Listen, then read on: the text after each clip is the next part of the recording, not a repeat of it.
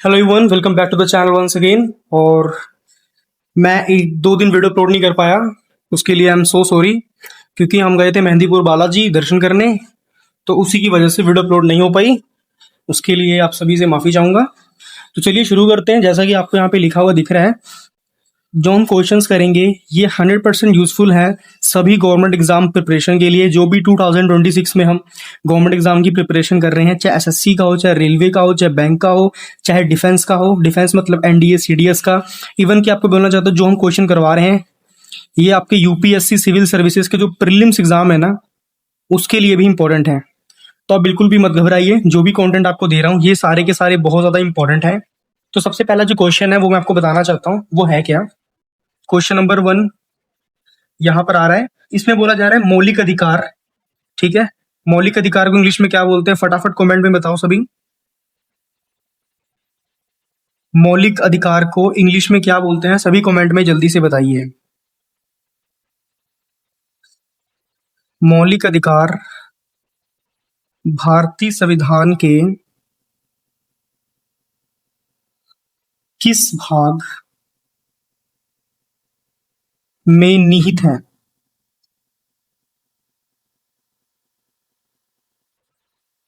ये क्वेश्चन है आपके सामने। क्लियर है सभी को? तो आपने मुझे कमेंट सेक्शन में बताना है कि मौलिक अधिकार को इंग्लिश में क्या बोलते हैं। ये मैंने आपको इसके पहले वाली वीडियो में बताया भी है। ठीक है जी। और निहित का मतलब क्या होता है? निहित का मतलब होता है दर्ज होना, लिखा होना।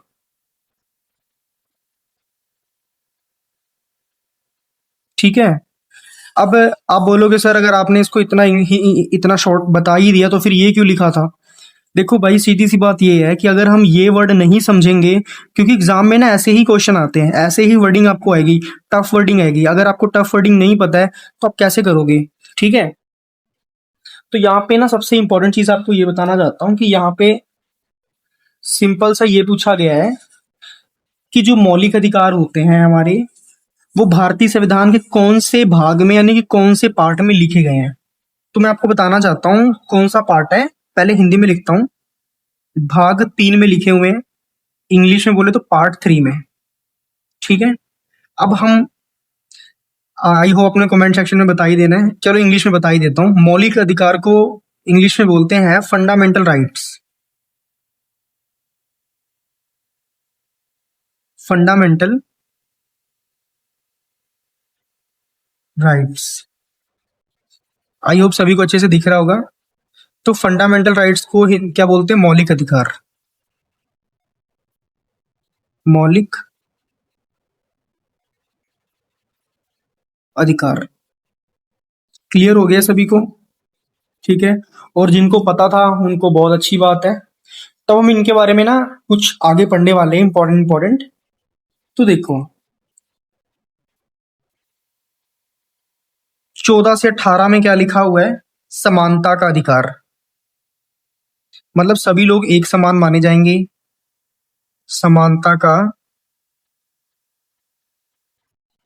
अधिकार। समानता का अधिकार। तो ये पेज 14 से 18 में लिखा हुआ है, बहुत ही डिटेल में लिखा हुआ है।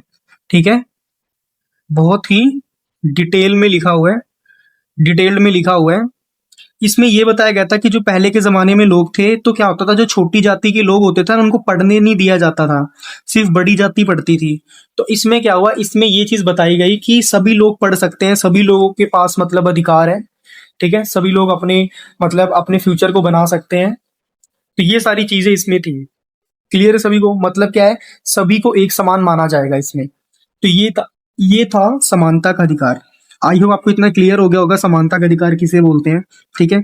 अगर 2 लाइनों में हम बात खत्म करें, समानता का अधिकार सभी को एक समान माने जाने वाला। फॉर एग्जाम्पल, अगर कहीं लंगर लगा है तो पहले के जमाने में होता था कि जो छोटी जाति के लोग थे उनको बैठाते नहीं थे, उनके साथ बड़ी जाति के लोग बैठ के नहीं खाते थे। मगर फिर क्या हुआ, फिर धीरे धीरे धीरे धीरे चीजें बदली। ठीक है। जैसे ही गुरु नानक देव जी ने लंगर की जो स्टार्टिंग करी थी, गुरु नानक देव जी ने करी थी। ठीक है, 20 रुपए से लंगर खवाया था। तो वो चीज आज भी चल रही है। ठीक है। भंडारा लगता है, अब किसी से नहीं पूछा जाता आप हिंदू हो मुस्लिम हो, जिसको खाना है भंडारा माता जी का प्रसाद वो आके खाए। ठीक है, लगी बात समझ में? तो ये चीजें थी। मतलब क्या, जातिवाद को खत्म करने के लिए ये चीज लेकर आई थी। ठीक है, कास्ट सिस्टम को खत्म करने के लिए। अब बात करते हैं 19 से 22 में क्या लिखा हुआ है।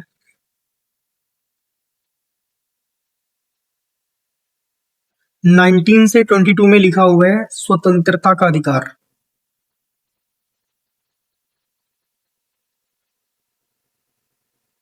इसे बोलते हैं राइट टू फ्रीडम। क्या बोलेंगे? Right to freedom. I hope इतना आपको समझ में आ रहा होगा। इसको बोलेंगे राइट टू इक्वालिटी। मैं साइड में लिख देता हूं, ठीक है।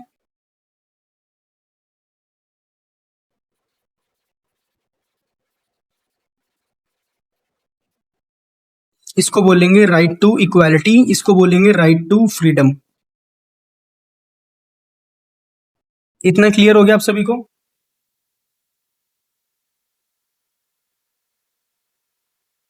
अब राइट टू फ्रीडम का मतलब क्या है? राइट टू फ्रीडम का मतलब है जितने भी लोग हैं, यहाँ पे मैं एक बार बनाता हूँ। फॉर एग्जाम्पल ये दो लोग हैं, ये है जनरल वाला, ये है SC ST वाला।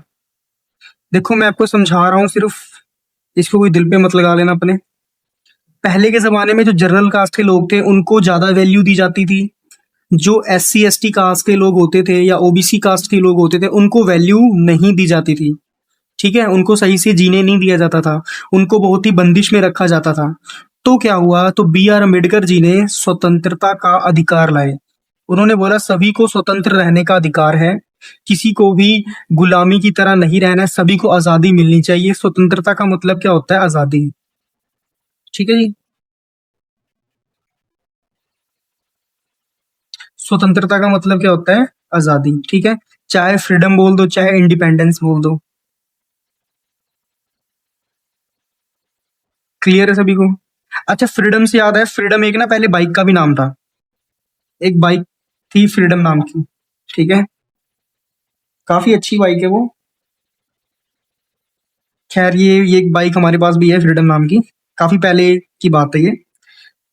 तो अभी तो बंद हो चुकी है, बजाज कंपनी की थी।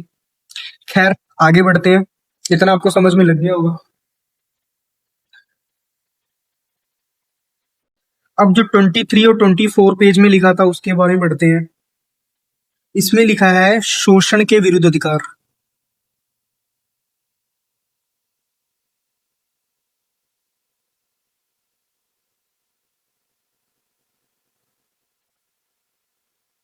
शोषण के विरुद्ध अधिकार। अब मेरी बात सुनो, शोषण के विरुद्ध जो सा अधिकार लिखा हुआ है, शोषण का मतलब समझो। शोषण का मतलब होता है किसी को फिजिकल डैमेज करना, ठीक है, फिजिकल हार्म बोल दो या फिर डैमेज बोल दो।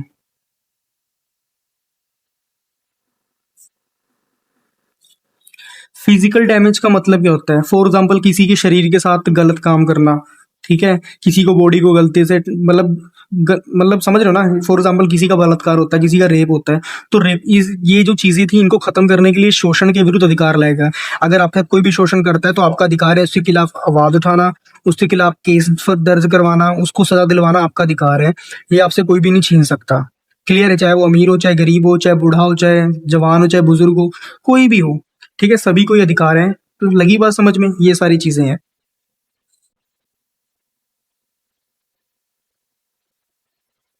आई होप आपको इतनी चीज समझ में आ गई होंगी। एक बार मैं फटाफट आपको सब कुछ एक बार रिवाइज करा देता हूँ। मौलिक अधिकार भारतीय संविधान के किस भाग में निहित है? भाग का मतलब क्या है? पार्ट। ठीक है, मतलब कौन से पार्ट में दर्ज है, लिखे हैं, तो पार्ट 3 में लिखे हुए हैं। क्लियर? अब बात करते हैं फंडामेंटल राइट्स के बारे में। 14 से 18 पेज में समानता का अधिकार लिखा हुआ है बहुत ही डिटेल में, राइट टू इक्वालिटी। 19 से 22 पेज नंबर में लिखा है स्वतंत्रता का अधिकार, हमें क्या, हम कैसे स्वतंत्र होकर रह सकते हैं। ठीक है, मैंने आपको यहाँ पे समझा दिया था जैसे कि जर्नल का एक एसिड का बंदा है। पहले के जमाने में जर्नल को ज्यादा वैल्यू दी जाती थी, SC ST को कम वैल्यू दी जाती थी। उनको पढ़ने नहीं दिया जाता था, उनको सही से घूमने फिरने नहीं दिया जाता था, उनको बड़े लोगों के साथ बैठने नहीं दिया जाता था, उनको लंगर खाने भी नहीं दिया जाता था, प्रसाद खाने भी नहीं दिया जाता था, इनको स्कूल और मंदिरों में जाने भी नहीं दिया जाता था।